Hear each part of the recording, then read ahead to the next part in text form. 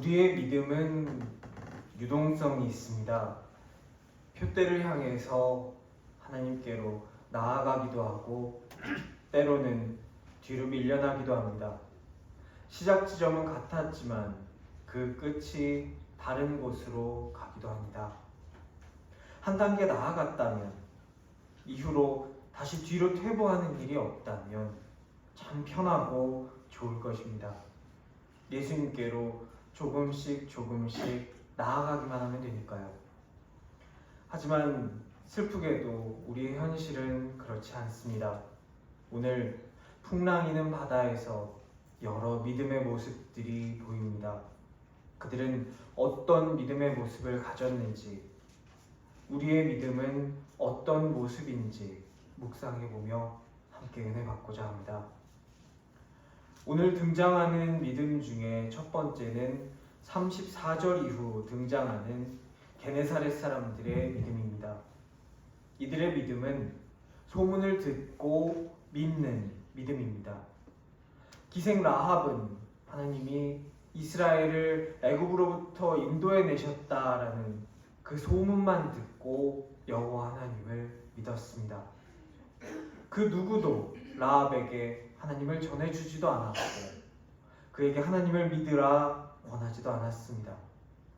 오늘 말씀에 등장하는 게네사렛 사람들의 믿음도 그렇습니다. 이들은 마태복음 9장에 등장하는 혈루병 걸린 여인의 소문을 들었던 것 같습니다. 마태복음 9장 18절에서 한 관리의 딸이 죽었습니다. 관리는 예수님께 절하며 죽은 딸의 몸에 손을 얹어주시면 살아날 것입니다 라고 청합니다. 예수님이 그의 집으로 가시는 길에 12해 동안이나 혈루병에 걸려 고통받던 여인이 예수님을 따라옵니다. 그리고 몰래 예수님의 겉옷가를 만집니다. 이는 그 여인이 예수님의 겉옷만 만져도 나는 구원받을 수 있다라고 그의 마음속에 믿었기 때문입니다. 믿음입니다. 예수님은 그 여인에게 딸아 안심하라. 내 믿음이 너를 구원하였다 선포해 주십니다. 게네사렛 사람들은 이 소문을 듣습니다. 그래서 예수님께서 게네사렛에 오신 것을 그들이 보았을 때 근방에 알려서 모든 병든 자를 다 데리고 옵니다. 병든 자들이 예수님의 옷자락에라도 손을 대면 나을 것이라고 믿었기 때문입니다. 이들의 믿음은 결코 작지 않습니다. 나의 눈앞에서 무언가 이적을 보여주면 믿겠다. 나를 설득하면 그때 믿겠다라는 사람도 많은 세상에서 다른 사람을 통해서 전에 들은 이야기만 가지고 이들은 믿고 있습니다. 고쳐주시면 좋고 아니더라도 내가 손해보는 거 없잖아 라는 식의 아니면 말고식의 믿음도 아닙니다. 그들은 오늘 말씀 35절에서 나온 것처럼 근방에 두루 통지하여 사람들을 데려올 만큼 그 확신에 찬 믿음을 가지고 있었습니다. 우리가 본받아야 할 믿음입니다. 나만 병 고침받고 나만 잘 살겠다라는 믿음이 아니라 너도 같이 고침받고 너도 같이 잘 살자는 믿음입니다. 이들은 이들의 믿음대로 되었습니다. 36절에서 손을 대는 자는 다 나음을 받았기 때문입니다. 게네사렛 사람들의 믿음은 그 발전 가능성이 큰 믿음입니다. 하지만 아직 온전한 믿음은 아닙니다. 이들은 자신의 이익을 위해 믿는 믿음이기 때문입니다. 이들은 예수님이 누구신지는 알고 있습니다. 병 고쳐주는 사람. 틀리지는 않지만 이것이 다가 아니라는 사실을 우리들은 알고 있습니다. 예수님은 고치시고 가르치시고 전파하시고 우리를 구원하신 하나님의 아들 독생자 그리스도이십니다. 이 게네사렛 사람들은 아직 고치시는 예수님까지만 알고 알고 있습니다. 오병이어의 기적을 기록한 요한복음 말씀을 참고해 보면 예수님께서는 그들을 먹이시고 난 다음 무리를 흩으십니다. 왜냐하면 무리들이 예수님을 왕으로 추대하고자 했기 때문입니다.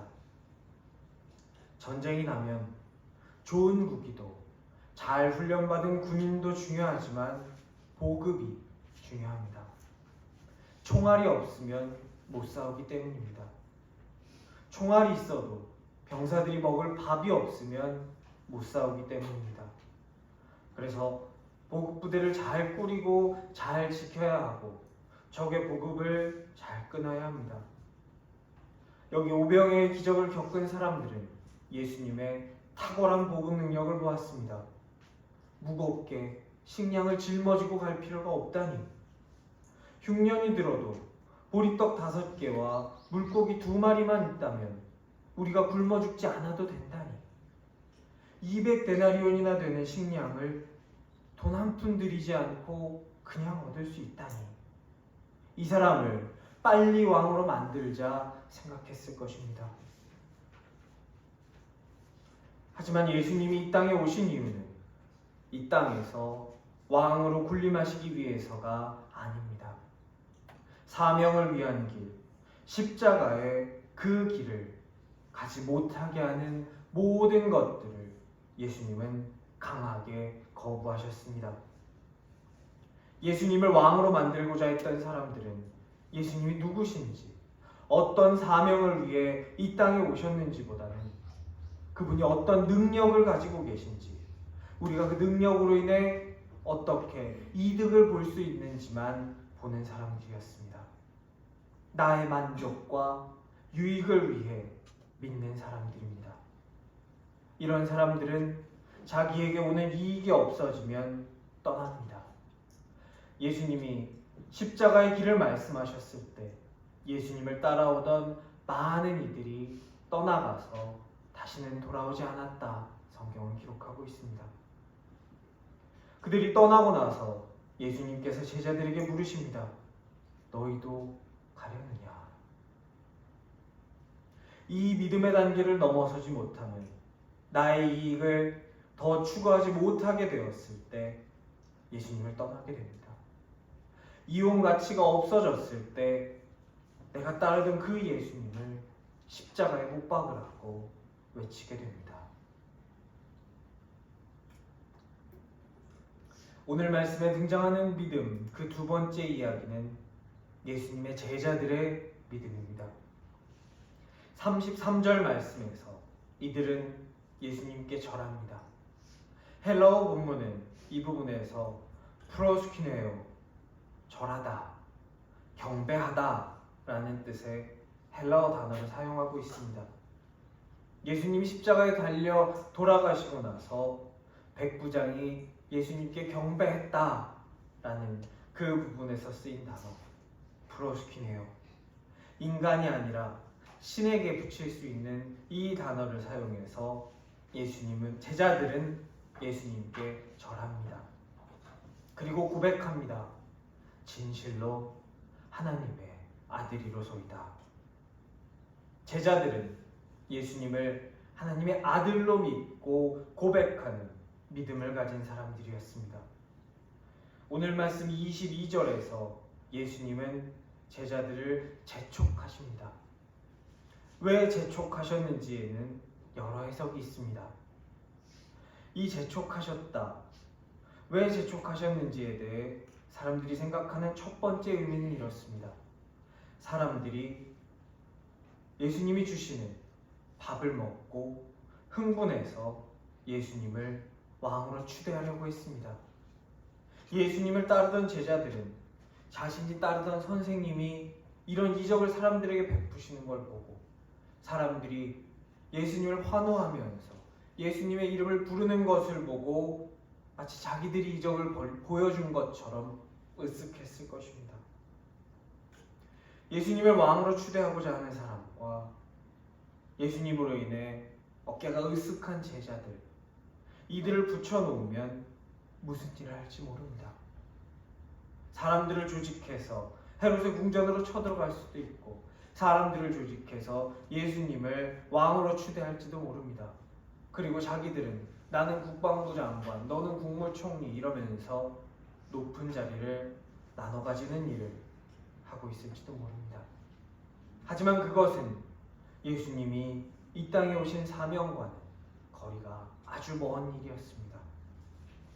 이들을 붙여놓았을 때 이런 일이 생길 것을 예수님께서는 아시고 제자들을 재촉해서 배를 태워 보내시고 남은 군중들을 예수님께서 친히 흩어서 집으로 보내셨다라는, 흩으셨다, 재촉하셨다의 첫 번째 해석이 있습니다. 두 번째 해석은 예수님께서 오늘 말씀에서 풍랑이 일 것을 아시고 제자들을 재촉해서 풍랑 속으로 밀어 넣으셨다라는 해석입니다. 오늘은 이 두 번째 해석에 집중해서 말씀을 보겠습니다. 예수님께서 풍랑이 일 것을 아시고 제자들을 그 풍랑 속으로 밀어 넣으셨다면 거기에는 분명히 이유가 있을 것입니다. 풍랑이는 바다가 제자들의 믿음을 연단시킬 그 장소였기 때문입니다. 예수님의 재촉을 받은 그 제자들 중에는 어부 출신이 있었습니다. 그들은 바다의 모습을 보고 오늘 밤 풍랑이 일 수도 있다는 것을 알고 있었을 것입니다. 그래서 저기 가면 풍랑이 일고 우리가 고생하고 죽을 수도 있으니 가지 않으려고 꾸물거렸을 수 있습니다. 그래서 예수님께서 꾸물거리는 제자들을 재촉하신 것입니다.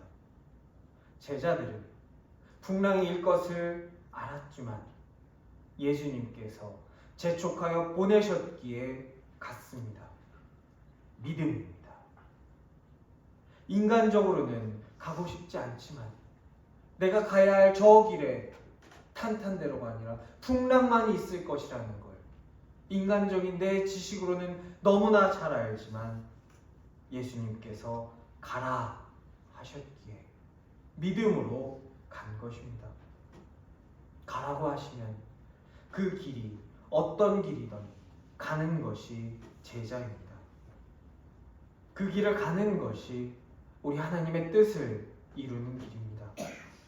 믿는다는 것, 제자가 된다는 것은 앞으로 나에게 탄탄대로만 열리고 온갖 축복이 나에게 다 쏟아질 것임을 보장하는 길, 아무런 해가 없는 무균실 같은 길임을 의미하지 않습니다. 우리는 믿는 과정에서도 폭풍을 만날 수 있습니다. 때로는 오늘 말씀처럼 예수님께서 우리를 폭풍 가운데로 재촉해서 보내시기도 합니다. 그 과정이, 그 폭풍 속의 연단이 우리에게 필요하기 때문입니다. 제자들은 예수님의 말씀에 순종했습니다. 그리고 그 연단의 시간이 끝난 후에 예수님을 하나님의 아들로 고백했습니다. 자신의 눈앞에 이득이 없어도 밤새 물결로 말미암아 고난을 당하더라도 예수님의 말씀 앞에서 순종하는 그 믿음 끝에 예수님을 하나님의 아들이라고 고백할 수 있는 그 은혜를 누린 제자들처럼 우리도 우리 삶에서 마주치는 풍랑 속에서 그 풍랑을 예수님을 힘입어서 이겨낸 다음 그 풍랑 끝에서 예수님을 만나는 그 은혜를 풍성히 누릴 수 있기를 간절히 축원합니다.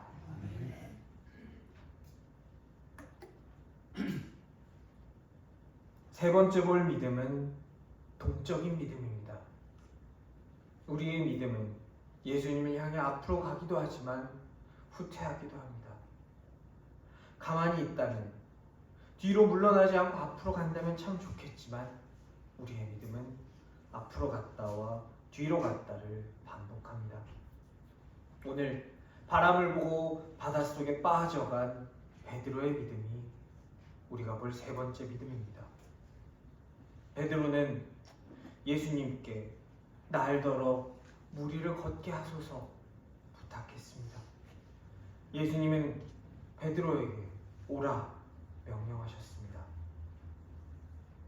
그리고 베드로는 물 위를 걸었습니다. 예수님을 제외하고 인간 중에 무리를 걸어본 유일한 사람이 아마 베드로일 것입니다.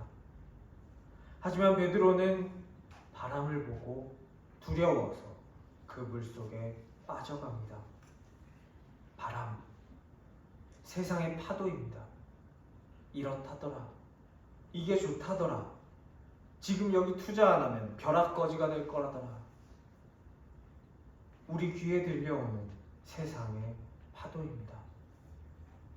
우리가 예수님을 보는 것이 아니라 우리 귀에 들려오는 세상의 파도를 들을 때, 내 앞에 나를 밤새 괴롭게 한 그 파도를, 끝모를 바다를 볼 때 우리는 빠져갈 수밖에 없습니다. 베드로는 그냥 제자가 아닙니다. 오라라는 부르심을 듣고 믿음의 길로 들어선 그런 제자입니다. 예수님의 부름을 듣고 예수님 앞에 지금 나와 함께 예배를 드리고 있는 우리 같은 믿음의 사람입니다. 그런 믿음의 사람조차, 그 베드로조차 예수님을 보지 않았을 때 물에 빠져갈 정도로 우리의 믿음은 우리의 힘으로 유지할 수 없을 만큼 동적입니다. 하지만 우리가 여기서 베드로의 믿음을 통하여 보아야 할 것은 베드로의 판단입니다. 풍랑이 있는 바닷속에서 상식적으로 가장 안전한 곳은 배 안입니다. 그 바다로 나아간다면 나에게 기다리는 것은 끝모를 물과 풍랑과 거친 파도뿐입니다. 이 바닷속, 지금 제자들이 처해 있는 이 상황 속에서 내가 사는 것은 배를 붙드는 것입니다. 내가 수영을 못한다면 수영을 잘하는 제자를 붙드는 것입니다. 그도 붙들지 못한다면 배가 파선해서 바다에 떨어졌을 때 나의 목숨을 붙들어줄 널빤지를 붙잡는 것입니다. 이것이 상식입니다. 하지만 베드로는 어떠했습니까? 날더러 배 밖으로 나와 걷게 하소서. 베드로는 알았습니다. 세상의 상식, 안전하다고 하는 배, 그걸 붙드는 것이 아니라 예수님께서 계신 곳이 안전지대다. 내가 있어야 할 곳은 배를 붙들고 출렁거리는 낙엽 같은 이 배 안에 있는 것이 아니라 세상 사람들이 안전지대라 말하는 그 배를 벗어나 배에서 발을 내딛어 나의 예수님 옆에 가는 것이 내가 살 길이다. 그는 믿었습니다. 그리고 그는 물 위를 걸어 예수님께 갑니다. 우리 예수님은 사경쯤 새벽 3시에서 6시 사이 가장 어두운 그때에 제자들을 밤새 괴롭혔던 그 풍랑을 밟고 고난을 밟고 제자들에게 가신 것처럼 우리의 고난을 밟고 우리에게 다가오십니다. 그리고 우리에게 말씀하십니다. 오라.